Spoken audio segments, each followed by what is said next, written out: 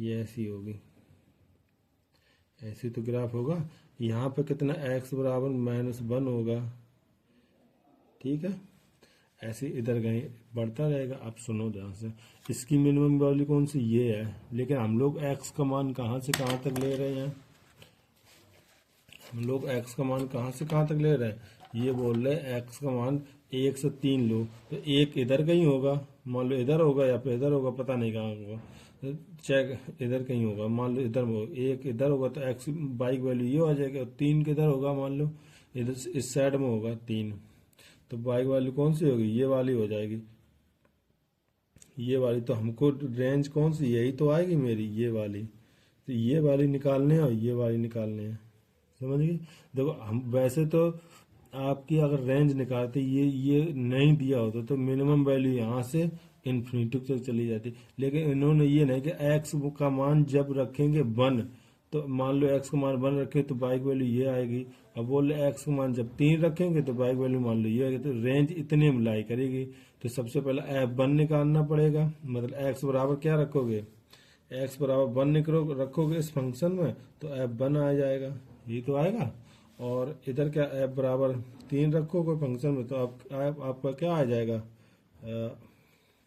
F वो आ जाएगा, ठीक है। अब चेक कर लो, F1 रखे फंक्शन में, 1 का स्क्वायर प्लस 2 गुणे 1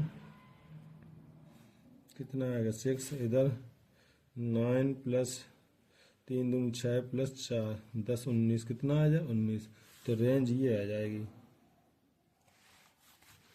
ठीक है।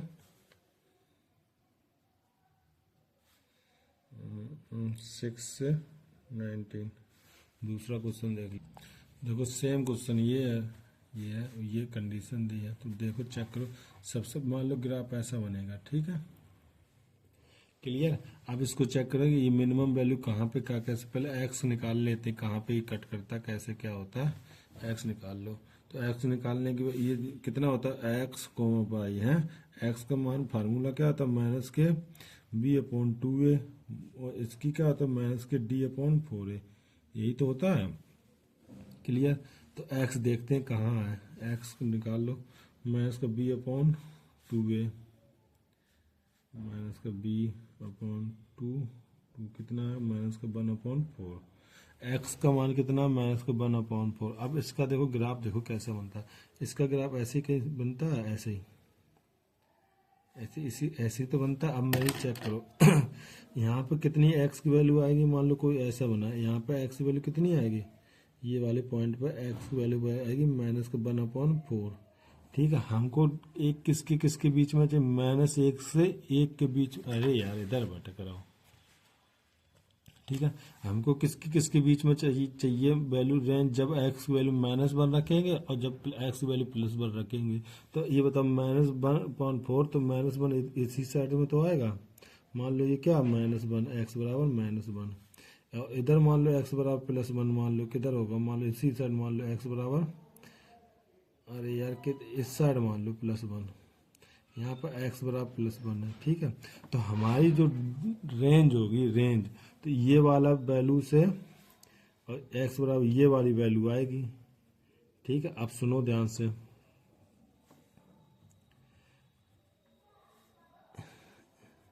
जब यहाँ पर x बराबर -1 रखेंगे तो वैल्यू कौन सी हमारी ये आएगी, जब x बराबर 1 रखें तो वैल्यू कौन सी ये वाली आएगी, ठीक। तो आपके हिसाब से रेंज अगर निकालोगे ना, इसमें जैसे इस वाले क्वेश्चन में किया था, x बराबर एक बार क्या रख दिया था, 1 रख दिया था, x बराबर एक बार 3 रख दिया था, तो आंसर आ गया था। लेकिन आप अगर इस वाले क्वेश्चन में करोगे, x बराबर मान लो 1 रखो तो ये वैल्यू आ जाएगी, x बराबर 2 रखो तो ये वैल्यू आ जाएगी। तो आपके हिसाब से रेंज ये वाला पार्ट आएगा, ये वाला और इतना आएगा ये वाला रेंज। लेकिन पता है x का मान यहाँ से यहाँ तक कुछ भी रख सकते, तो मिनिमम वैल्यू तो ये आ रही है, समझ गए। सुनो, आप अगर जैसे पीछे वाली इस वाले क्वेश्चन में लगाया था, आपने क्या किया था, देखो 1 यहाँ आ रहा था, ठीक है, और 3 यहाँ आ रहा था, तो सीधे सीधे इंक्रीजिंग है तो कोई दिक्कत नहीं, छोटी वैल्यू रखें तो छोटा मान आएगा, बड़ी वैल्यू रखी तो बड़ा मान आएगा, तो सीधे उसमें कोई फर्क नहीं, तो हमारी रेंज डायरेक्ट आ गई। इस वाले क्वेश्चन में प्रॉब्लम क्या है, देखो इस वाले क्वेश्चन में ये वैल्यू रखेंगे तो हमारी बाई की वैल्यू कितनी आएगी ये, ठीक। अब इसका देखो नीचे कम होता जा रहा, तो इससे वैल्यू कुछ तो कम होगी, जितनी कम होगी मिनिमम वैल्यू होगी, और फिर इससे देखो वैल्यू बढ़ती जाएगी, जितनी ज़्यादा होगी मैक्सिमम वैल्यू होगी। तो हमको क्या निकालना पड़ेगा, एक्स ये निकालना पड़ेगा, ये निकालना पड़ेगा, और ये मिनिमम वैल्यू निकालनी पड़ेगी, तब हम बता पाएंगे रेंज। निकालो पहले मिनिमम वैल्यू निकालना है, बाई मिनिमम। बाई मिनिमम का क्या होता है, माइनस के डी अपॉन 4a होता है, यही तो होता है। लगा लो माइनस के डी बी स्क्वायर 1 माइनस के 4ac अपॉन 4a 8 माइनस के 7 प्लस के 7 अपॉन 4 आ जाएगा, ठीक है। अच्छा f1 निकाल लो, f माइनस वन रखो यहाँ पे, 2 ये कट जाएगा, 2 आ जाएगा। f1 रखो, क्योंकि 1 भी यहाँ से तो चाहिए ना, 1 रखो, 2 3 4 आ जाएगा, ठीक। अब इसमें देखो, इसमें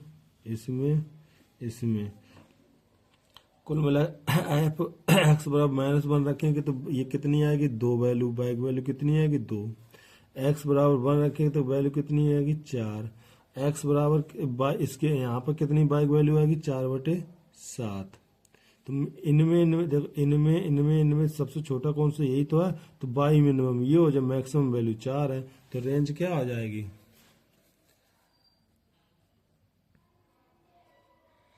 रेंज 7/4 से कहाँ तक जाएगी 4, ठीक है। दूसरा क्वेश्चन देख ले, देखो अब इस नेक्स्ट टाइप के रेंज के देखते हैं, क्या क्या लिखा, टाइप लीनियर अपॉन लीनियर। मान लो कोई फंक्शन एफ एक्स ए एक्स प्लस बी अपॉन सी एक्स प्लस डी, उसमें क्या जो एक्स बराबर माइनस डी अपॉन सी नहीं है, ठीक है। तो इसकी रेंज देखो कैसे निकालते हैं। इसमें एक काम करते हैं, सबसे पहले रियल लिख लो, ठीक है, माइनस लगा दो। जो एक्स ऊपर क्या लिखा है, एक्स साथ ए, नीचे क्या लिखा है, एक्स साथ सी, तो ये घटा दो, ए अपॉन सी, यही हमारा आंसर आ जाएगा, ठीक है। अब दूसरा देखें इसके बेस पे क्वेश्चन,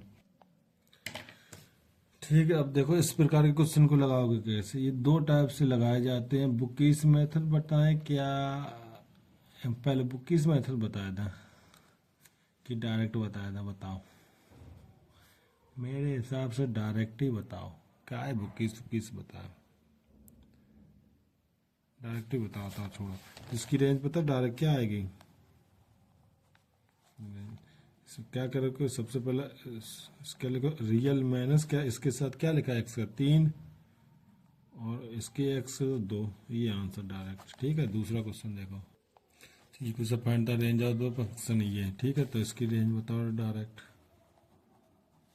क्या लिखोगे, आर माइनस इस वाले एक्स के साथ क्या लिखा 1, इस वाले एक्स के साथ क्या लिखा -1, तो रेंज ये आ जाएगी, ठीक है। दूसरा क्वेश्चन देख लो, ये लिखा है find the range of app, ये देखना एक चीज़ ध्यान से देखना है, इसमें स्क्वायर वाले हैं, देखो इसको कैसे लिख सकते हैं, एफ एक्स बराबर इसको ऐसे लिख सकते हैं, एक्स को